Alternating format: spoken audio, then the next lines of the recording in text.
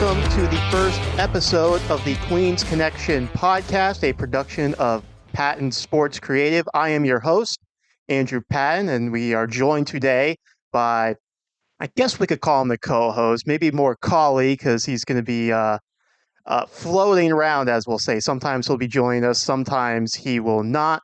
But today he is joining us for the inaugural episode, and that is Mr. Corne, who I am sure is having a lot better weather where he is compared to me. So, Corne, good morning. Well, is it technically afternoon where you're at, but it's morning for me. But how are you doing today? Weather, it's rainy here. It's probably warmer here than with you guys. Tomorrow we have a pretty warm weather day here, but it's raining a lot. So I don't think it's necessarily better today, but we have better weather coming up. Well, How are you? I'm all right, except for the foot of snow that's outside and then continuing to snow at my house.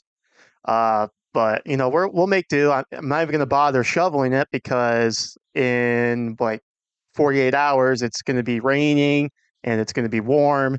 So it's all just going to melt away. So why do all the manual labor when it's just going to not be there, the next couple days? So that's what's going on in my neck of the woods. But we're doing this podcast because we are both diehard New York Met fans, and this is a new adventure for us. And I mean, what better time to start one than at the beginning of the season of a what I would say a disappointing start to the season. That's something we hadn't seen since 2005. The Mets were 0-5. They finally won yesterday on the walk-off by Tyrone Taylor. But the plan is to come at you guys with an episode after every series. Obviously, sometimes life dictates things, so we might not be able to hit you up all the time after a series, but figure we'll start today after the Tiger series where the Mets took one of three. They split a doubleheader yesterday, and they currently sit 1-5 on the season. Thank God that the Miami Marlins exist, so the Mets are not in last place in the National League East. But it's been a rocky start, a disappointing start, I think, is a good way to put it. But just your overall thoughts on the team so far, Corne, through these first 6 games. I mean, we can't say yippee. It's been a struggle. The offense mainly has been a struggle, and the defense. We made some key errors in the field, which starting the season I thought the defense would be upgraded. So far, it's been some infield defense that has let us down.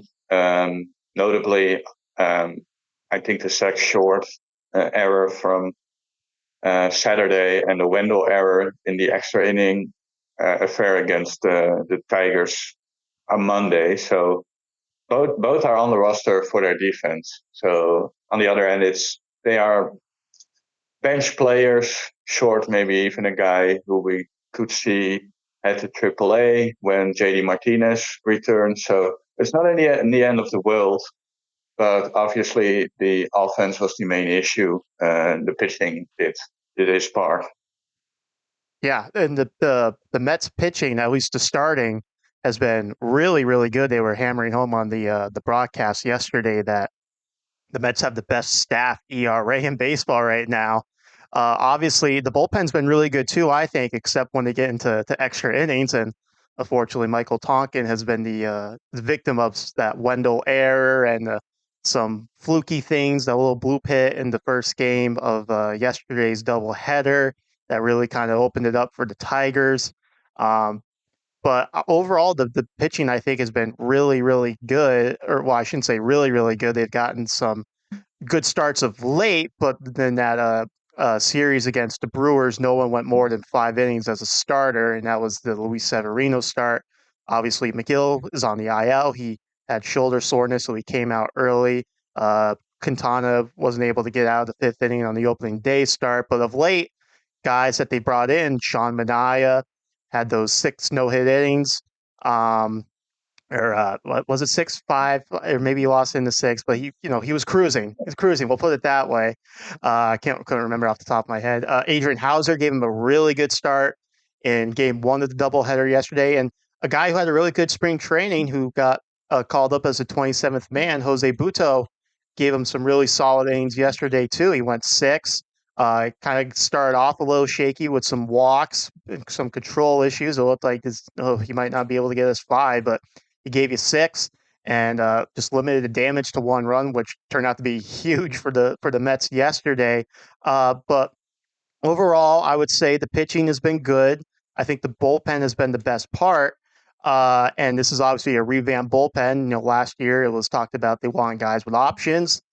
This year they're going with guys who are, have status in Major League Baseball. Guys who are, I mean, this is pretty much the bullpen they're going to run out for 162 games this season. So just your overall thoughts on the bullpen right now, some guys they brought in, and obviously the return of Edwin Diaz.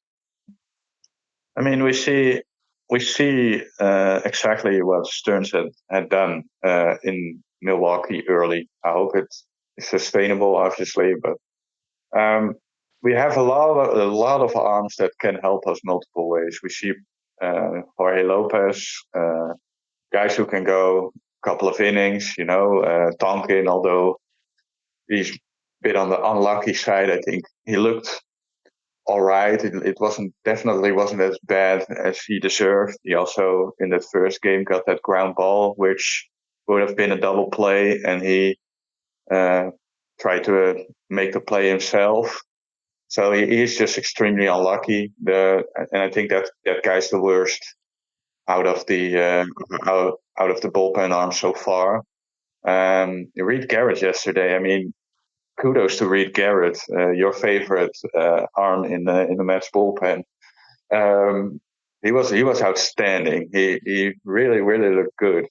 His secondary stuff really looked amazing. So everybody just does their job and does it at least fairly acceptable, maybe instead of tanking. And that's difficult to do. Drew Smith's off to a good start. I mean, that's notable. So overall, yeah, I see the lefties are doing well. I see a bullpen maybe without a main setup guy or a closer A1 or 1A. I mean, but it's just all solid, uh, good arms that we have out there, and good arms with decent stuff. I mean, Lopez, he had a bad year last year, but everybody raved about this stuff even last year, and I think it shows.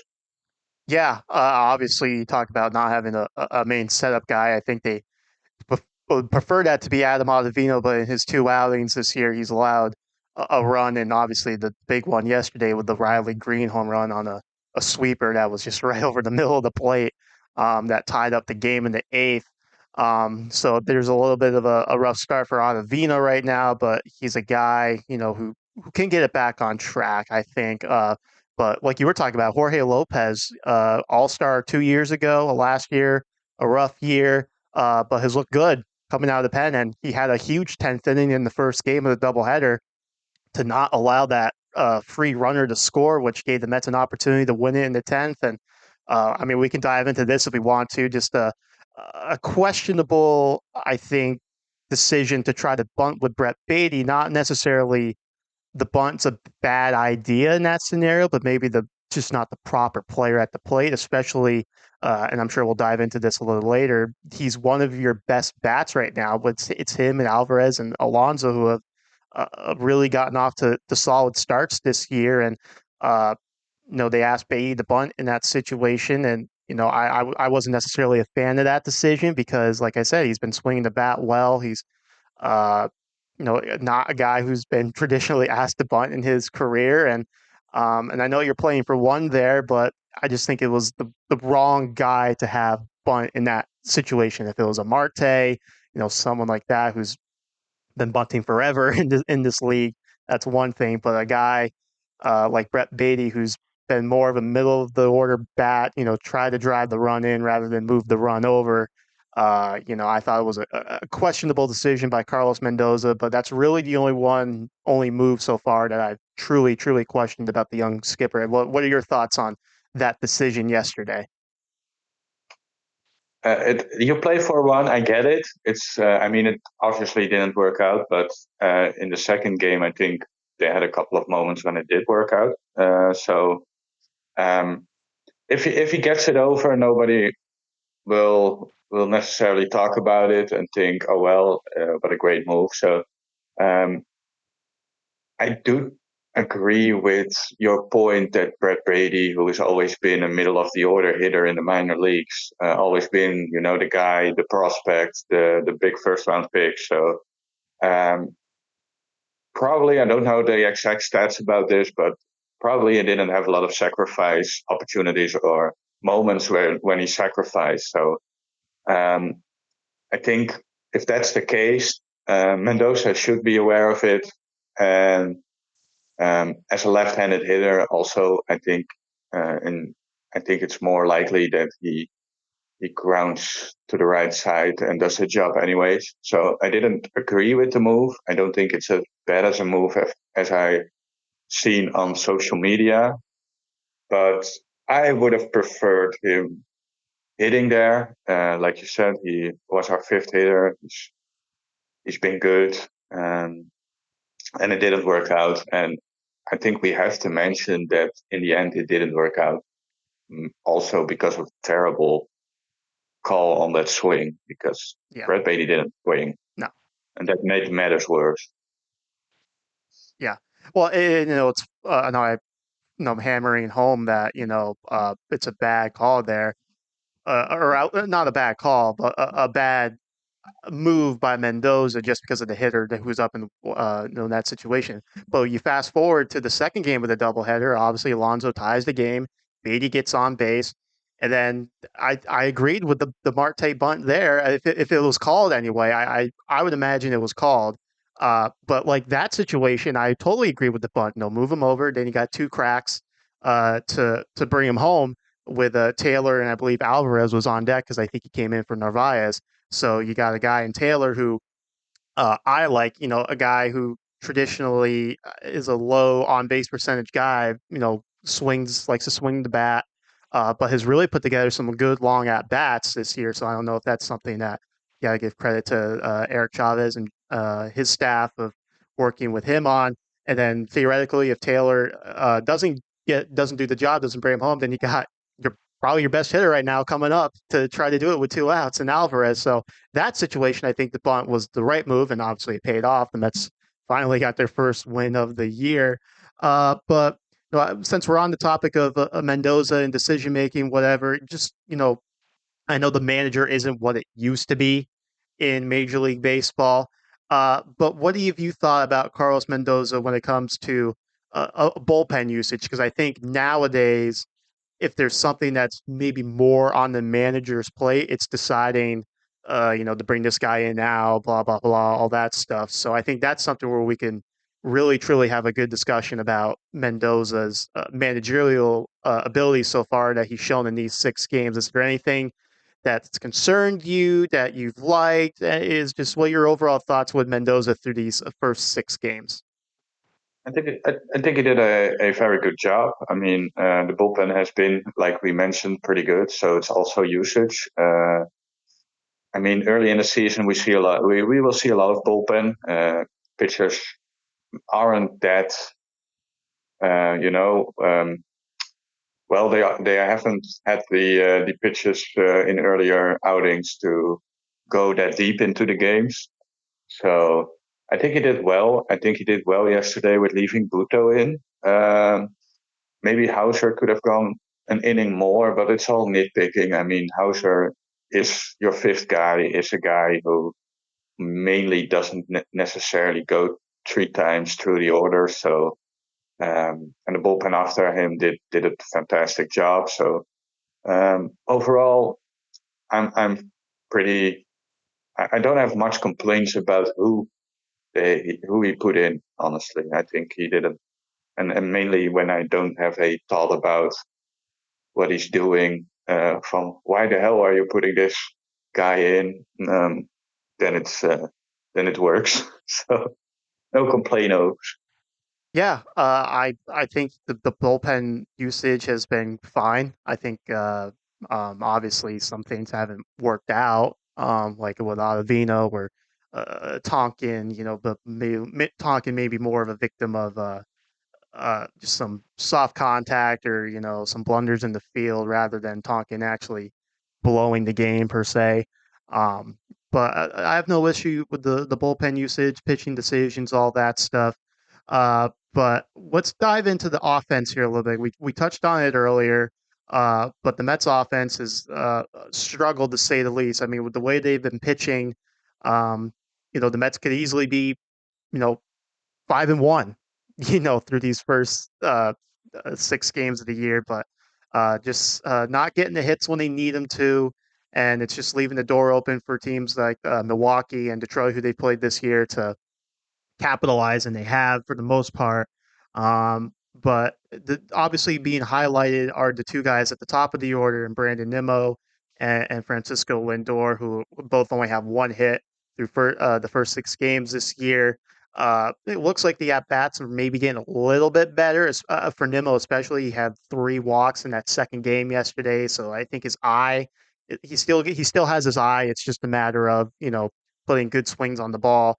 Lindor, it looks like his timing isn't there yet. Obviously, some people are panicking just because it's the nature of New York sports, and we know that talk radio down there and the papers are just going to be taking advantage of that, to get clicks and do the sky is falling thing. But I would say I'm not concerned about them. I'm just very disappointed with the way that they've started the season. I mean, anyone should be if you're a real Mets fan, but um, is this something that is going to need to be looked under the microscope the way it has been through these first 6 games, or do you think this is something where perhaps this road trip in Cincinnati and Atlanta, things start to click for them and they start to get back on track? It's a little bit of both for me. I mean, obviously we are 6 games in. I mean, come on, 6 games in 162 game season is nothing. It's also notable that I mean, the young guys were probably the biggest question mark from the start. So seeing that Beatty takes good at bats and Alvarez is doing his thing. The big guys are. I mean, Lindor has always been a slow starter. We are used to him being a slow starter. He's good in spring, so mostly, and then he in cold weather. I think that's the case with Lindor. He doesn't really necessarily like to hit in cold weather because he's always struggled out of the gate in April slash May. So um, while his spring is mostly decent, at least I don't think he had a great spring this year, but in recent years he did. So the cold weather is probably a big reason of Lindor be having struggled. Nimmo, like you mentioned, I think Nimmo takes good at bats and gets his walks. I remember one game, I think it was Monday, where he had a late inning at bat and really took a lot of very, very close pitches, but they were all truly balls. So um, the umpire had it right there. So that's important in that case because his on base percentage is probably decent. Um, so they will come around. I don't have any concerns about Lindor. McNeil didn't have a spring. That they will hit. On the other hand, what one thing I that does concern me is a little bit of the hitting in the clutch moments. We saw some different at bats. Pete Alonso whiffing at 3 sliders in Monday's game, if I remember correctly, in the 8th inning with a run around. DJ Stewart going after a 3-0 pitch and popping up. I mean, I'm fine with going after a 3-0 pitch, but if you pop up, I think it was an up and in fastball. I mean, you let that go. You're not going after that. And hitting is difficult, so I'm not here saying that I would do it better, but those at bats are. I mean, I like to see a little bit, better at bats we see without runners on. To get runners on base, we see a lot of good at bats, but when uh, matters when it matters most. We have seen some over anxious at bats, and I hope that will change with a win. With maybe we saw how much the win yesterday did for the team and how the team responded. Uh, I think they were a little bit tense, and to me, going into an at bat tense isn't the way to go. So hopefully, with a win, that will turn around. Not overly concerned to conclude it, but those are things that I definitely keep an eye on in the Yeah. next coming weeks. Yeah. You're listening to the Queens Connection podcast, a New York Mets podcast. We're on Spotify, YouTube. Make sure to subscribe. Smash that notification button as well. We're also on social media, Facebook, Twitter, the whole shebang. So make sure to follow us there as well. Yeah, let's talk about Tyrone Taylor in particular, because this is a guy we touched on him a little bit earlier. We talked about his track record or whatever, but uh, he got that big hit yesterday with two strikes too. He was down with two strikes, and he came through, hooked that down the left field line. And this was a guy coming into spring training, had a really good spring training for the Mets. He's played all three different outfield positions at a very elite level defensively. Um, I'd say he kind of reminds me a little bit of Hunter Renfroe, same guy, some power from the right side of the plate, plays a good defense. And the Mets are currently waiting for JD Martinez to come up. He's I believe still in Port St. Lucie. He's not going to be with the team in Cincinnati. They've discussed maybe the Atlanta series, but for right now, it's him and DJ Stewart. And then just think right now, with the way things are going, that it's hard to say. Well, you got to ride the hot hand, but because you're 6 games into the season. But I will say, I would like to see Tyrone Taylor get some at bats, whether that's DH or he's in the outfield in the lineup, rather than DJ Stewart right now, because I just think that's a guy who I want to keep fresh. And I know Stewart is probably going to be the odd man out anyway when JD Martinez, whenever he comes up, and he's going to be headed to Syracuse likely. Uh, but it's hard to say the Mets need to win. Need to win a lot of games now because, like we talked about, we're 6 games into the season. But I just think a guy like Taylor is going to provide a lot more to the team than DJ Stewart will for the duration of the season. So that's just a guy I'd like to see in there, you know, 2 out of 3 games in Cincinnati or something like that. I'd rather he give you I think he gives you better at bats right now. I think he brings a lot more to the table than DJ Stewart. And not to knock DJ Stewart, obviously he had an incredible second half last year with the Mets, but based on his track record, there was questions of, was this a fluke? And he just hasn't had really good at bats to start the season. Like we mentioned, he swung 3-0 and popped out. I mean, a lot of guys have been doing that lately for the team, but I just think Taylor is a guy I would like to see in this lineup one way or another, whether he's in the outfield or he is DHing. I think it's a guy who's worthy of that for right now. And then when JD Martinez comes up, it might get a little difficult to find at bats for him. But I think this is a guy, at least for right now, who's earned playing time uh, for a team that is just looking for any pulse offensively. I think he's given you some. So that's a guy I would just personally like to see be playing right now. I mean, one major plus that Tyrone Taylor has is his glove.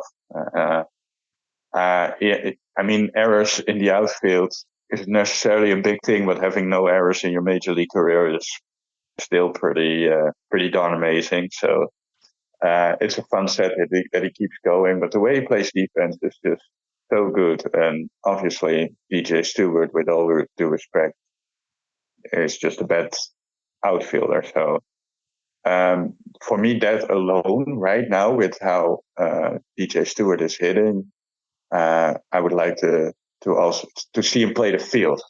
Let let him rotate. Be in center field when Bader gets a day off. Be in Get those guys off their feet in the field. And Nemo and Marte, I think it's pretty important for them. I think that will be his role when JD Martinez will arrive. So he will get that playing time, giving those guys a day off, and being the guy who plays some center field instead of Harrison Bader. For Tyler, DJ Stewart, I think right now we see a more Tyrone Taylor than DJ Stewart, if I'm correct. Maybe I'm wrong, but that's the feeling I have. So yesterday he played both games. So I don't mind how it goes there. You can just write DJ Stewart out on the bench for every game. So I think right now they are in a good spot. DJ Stewart batted ninth as our DH in game one yesterday, so it's it's it shows that he isn't doing what he was doing last year. There are some tough at bats. I remember one pitch that was a tremendous pitch down and in on a slider where he got mad that he thought it was a ball, but that was a perfect pitch. I mean, every hitter, would probably stand there just the way DJ Stewart stood there and not swing or swing over it. So yeah, he's. I mean, besides the trio pitch, he also had some tough, well pitched at bats in the early season. We faced a pretty darn good pitching team, especially two bullpens in the Tigers and the Brewers, which didn't make it easier. Yeah, and this is no knock on DJ Stewart. Obviously, DJ Stewart is 10 times the baseball player I'll ever be.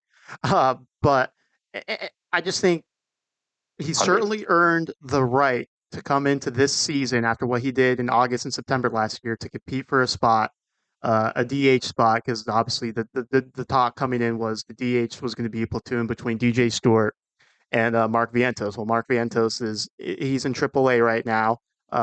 He's hitting pretty well down in AAA, but yeah, I know you might call him a quadruple A player, but uh, don't give me that look. But uh, DJ Stewart earned the opportunity to come to camp after what he did last year to compete for that DH spot, and they went out and they signed JD Martinez. So obviously, the talk about when they signed Martinez was, well, that's it for Mark Vientos. He's going to AAA. I think what got left out of the equation was they probably weren't that impressed with DJ Stewart either. That's why when the price came to a point where the Mets were like, yeah, we'll do that with JD Martinez.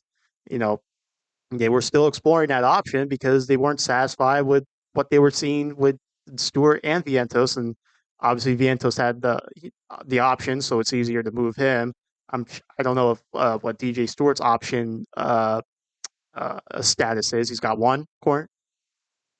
Okay, so no, they can easily send him down when JD Martinez is ready, and they don't have to lose him from the 40 man. I think DJ Stewart's good depth, but just might not be the hitter we thought he was last year, just based on his previous tenure with the Orioles and just how things have kind of gotten off to a rocky start this year. Like I said, no knock on DJ Stewart, 10 times the ball player I'll ever be, but for a team that is struggling offensively to start this year, and has set high expectations. The owner said opening day he wants to make the playoffs. Even David Stern says he wants to field a competitive team.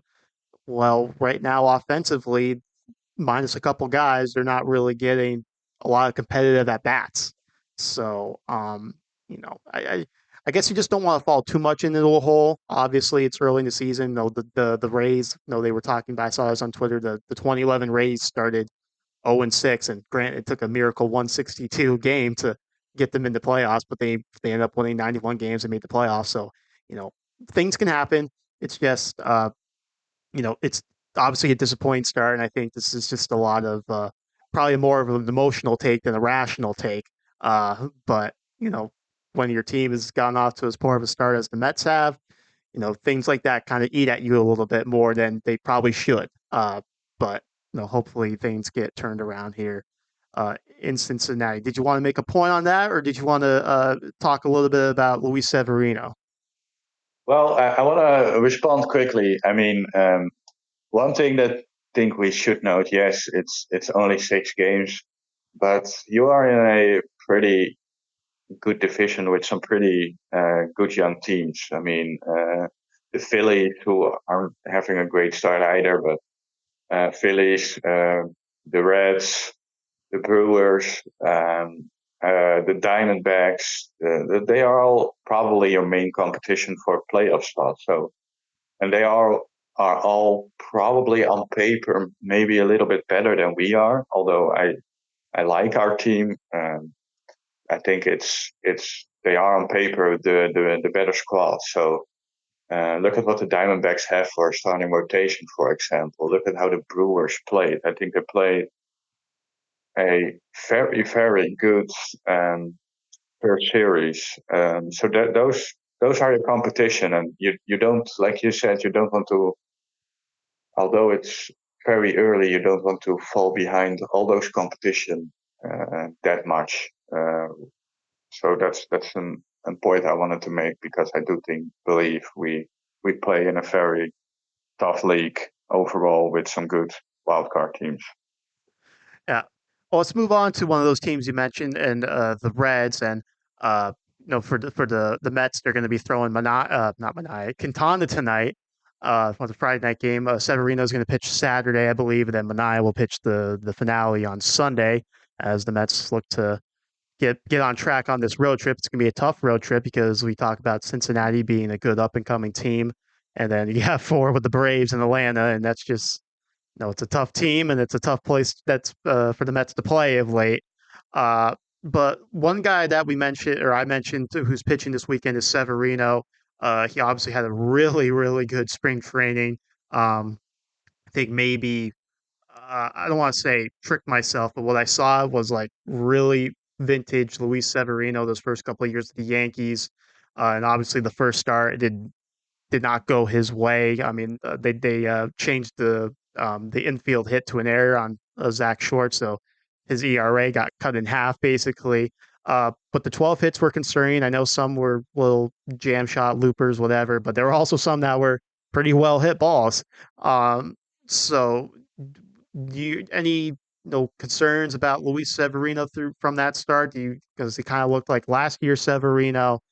Or do you think just, hey, first game of the year, it's cold, they're used to the warm weather, maybe you couldn't get a grip on the ball, anything like that? Because the velocity, I believe, was still there. I think he had like 6 strikeouts. He didn't walk anyone, but it was just those balls over the plate that the Brewers were able to make contact with and drive. The Hoskins had the extra base hits in that game. So just what I guess what do you want to see from Luis Severino on Saturday that will make you think that his last start against the Brewers was maybe just a bit of a fluke? I think the broadcast mentioned this. It was his pitches were. I think they were still crisp, but just not placed well. And I think the cold could have had a. I think it pretty. I've never been in that situation, but I figure it's pretty difficult from going from warm weather in Florida to darn cold weather in New York. Changes your grip, changes your feel in your hands, probably uh, for a grip to grip the baseball. So um, it's it's one start. I think on the other hand, with that uh, play that Zach Short made, we might have seen 5 innings, 3 runs, which you think, oh well, it's not the best, but no walks, allowing some blue hits. It could be a whole different story and a whole different way we looked at it after one start than seeing 12 hits. And yes, still the 5 earned and no, sorry, 3 earned in 5 innings, if I remember correctly now. Um, but yeah, the 12 hits. We saw that. I saw that game. I know you did too. It just was placement, and that's from me watching. I think the Mets obviously had some more uh, monitoring. They did some more monitoring, so they probably know a little bit better than what the issue was. But for me, it was placement of the pitches, not necessarily not them not being crisp. So that to me is a good sign. And so I mean, Cincinnati is a tough park to pitch. So saying that he will shut him out, a good young lineup, um, that's probably a little bit too optimistic. But I'm looking forward. I see in him that he just had a better good uh, quality start, like 6 innings, giving up 3. And I think I would be very pleased with him. See him some strikeouts, keep the walks down. That was very good. And getting maybe a little bit more. The fastball, if I remember correct, was Saturday was down in the zone a lot. So I like him to see him use the upper part of the zone a little bit more. Obviously, stay out of the middle with the off-speed pitches, but I think that works for almost everyone. So Yeah. Yeah. that I will keep a close eye on his placement of his pitches in Saturday start. Yeah. Your pitching matchups for this weekend against the Cincinnati Reds. Tonight we mentioned it's Quintana starting. He's going up against Hunter Green. Saturday is Luis Severino's day. He's going up against Nick Martinez. And then Sunday in the finale, battle of lefties, Sean Manaea and Andrew Abbott. So the Mets facing some some good pitching from Cincinnati with Hunter Green and Andrew Abbott. Abbott, a pretty underrated lefty in my opinion. Obviously, Nick Lodolo, who's currently hurt right now, but seems like he's pretty close to getting back. So you have a rotation with Abbott and Lodolo. That's pretty good for Cincinnati. Let's touch on just a quick minor league update. Syracuse did beat uh, the Rail Riders last night. They were down 4-1 in the ninth, and they rallied to get the win. Vientos had a big 2-run RBI double in that inning. Tonight's also opening night for the rest of the Mets minor league teams. Binghamton is hosting New Hampshire tonight. Brooklyn is on the road. They are playing Wilmington. And the St. Lucie Mets open up at Clover Park. They're playing Daytona. So we're getting ready for the minor league season. Obviously, AAA, they got two of their top prospects with Gilbert and Acuna, who have kind of gotten off the slow starts. They had the back-to-back home runs opening day, but haven't made much noise since then. Christian Scott had 9 strikeouts last night, I believe I saw. So that's obviously an arm to keep an eye on. But the minor league season is getting rocking and rolling. That's something I know we're both very excited about. Some good prospects in Syracuse and in Binghamton. Binghamton's got Jet Williams, Kevin Parada. I know Parada's kind of maybe fallen out of favor for some people, but still, that's a guy that was a first round pick and dropped a little bit in the draft and is a good hitter at college and had the ankle injury last year, so that might have played a factor into why he's dropped so much. But is there any prospect maybe in Brooklyn or St. Lucie or I mean even in Syracuse or Binghamton that is someone we should keep an eye on in your mind that is not getting a whole lot of love? One arm I really love. I think he will start in Brooklyn this year. Is lefty Felipe de la Cruz. I think big lefty, big arm, upper 90s fastball from the left side. Which you see a lot of young arms, some control issues, but the strikeout stuff is there and the stuff is there. I've watched him a couple of times last year, and the stuff is, in my opinion, is for real. So that's a guy who flies under the radar with some other arms we have. I mean, you mentioned Christian Scott, Hamill, Fastball, all guys. Buto, I think, is in that mix. Part of, the more known guys, the guys who pitched in spring training who are a little bit closer, but I'm looking forward to watching, hopefully, a development in Felipe de la Cruz in Brooklyn. He had a tough time in Brooklyn. He was good in St. Lucie. So I'm looking, yeah, that's one arm that I'm intrigued about. Let me put it that way. Yeah, I'm pulling up his page right now. He actually 3 starts in Brooklyn. He actually pitched pretty well. He went 2-1. Obviously, win-loss record. I mean, if you still value that, okay. But a 2.65 ERA in those 3 starts. 17 innings, 17 strikeouts. He only walked 5. He had a batting average against of 183 and a .94 whip. So um, a nice end of the That's year. better than I remember. Maybe it was the other way around, but But uh, but overall, he pitched 107 innings, actually 107 and a third innings last year between St. Lucie and Brooklyn. He had 131 strikeouts. So like yes, you said, a big arm, and big obviously, on. maybe just got to figure out the walk issues because he had 46 walks. His WHIP was 1.39, so just pushing on 1.4. Obviously, it's not great, but with the potential that's there, there's still a lot of development to be had. Um, that's something not to worry too much about at this stage. Um, Maybe not like a real like this guy's going to be a big prospect for the Mets or he's going to contribute a lot at the major league level, but I always like these guys that can play pretty much any role you ask them to, hit anywhere in the lineup, and they'll do it. They won't complain, and uh, can contribute some ways. And I think that's what a Rowdy Jordan is. Obviously, he was in Binghamton last year. I saw him a couple times. And each game, I think he played a different position. He's played the outfield, he's played second base. Not the sexiest numbers, just a 230 average, but he did have a 344 on base, so he does walk. Um, and he had a 733 OPS. Um, also had 30 stolen bases for Binghamton last year. He played 119 games. He's got a little pop, 13 home runs. But that's just a guy who I like. Maybe not like this is the next coming of Jeff McNeil or anything like that. He's 25 years old. Was an 11th round pick in the 2021 draft from Mississippi State.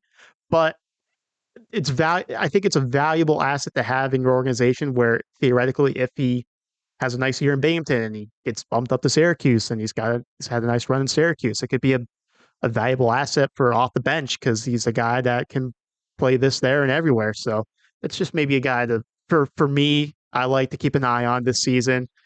Just obviously we're going to be keeping eyes on the likes of Drew Gilbert, Luis Angel Acuna, the basic guys, but there's always these Yeah. kind of guys that fly under the radar that catch your eye, and that's a guy who definitely caught my eye last year for the couple times I saw the Rumble Ponies play. Well, we have a history of having maybe not the sexiest name do well for our team. I think Jeff McNeil is an example who wasn't necessarily on everybody's radar, but and wasn't necessarily seen as the caliber player he showed he would be, and obviously Jacob DeGrom, the main guy. So it's always good to see the bigger picture, and I think especially with the Mets, what the Mets are doing in the minor leagues is the bigger picture. Yes, we have the eye-popping prospects, but yes, we also want to see the lesser known or the lesser ranked prospects making an impact, maybe as a bench guy, maybe as a reliever. I mean, Felipe de la Cruz could be ended up being a lefty arm in the pen and be huge for us in that role. So we will see, but I think it's fun. I think we should do this every time. Maybe watching all the minor league stats. Maybe get a game in there that we can watch and just feature one player that we liked what he did from the recent series they had. So Yeah, Riley uh, Jordan also a switch hitter. I think that's just adds more to his versatility. yes, no doubt. So, well, I think we're going to wrap things up here on episode 1 of the Queen's Connection, a New York Mets podcast. Make sure to follow us on all the social media, Twitter and Facebook. Just search the Queen's Connection. We should just pop right up. It's super easy. We're also going to be on Spotify and YouTube, so make sure to subscribe there and smash the notification button. So whenever we upload an episode or a clip, whatever, that you get a notification and you can check it out. You can like it, or you can dislike it. Who cares? Any publicity at this stage is good publicity. So feel free to drop comments, anything like that. I think that's going to be it for this episode number 1. Corne, I do appreciate you taking time out of your day to do this. It's always nice to have a guy to bounce thoughts off of. They always say in this industry, 2 voices is better than 1. So anytime you want to join, you're obviously more than welcome to. And I really do appreciate you taking the time today. Yeah, well, you're welcome. I like doing this. I like talking baseball. Maybe I'm not the smartest guy in the room, but hey, it's I do my best. Well, don't worry, because I am, so I can make up for it. All right, everyone. Thank you so much for listening. Make sure to tune in for episode 2. Hopefully, we'll be dropping that after the Mets have a weekend series with the Reds, and we'll take a look at the Braves.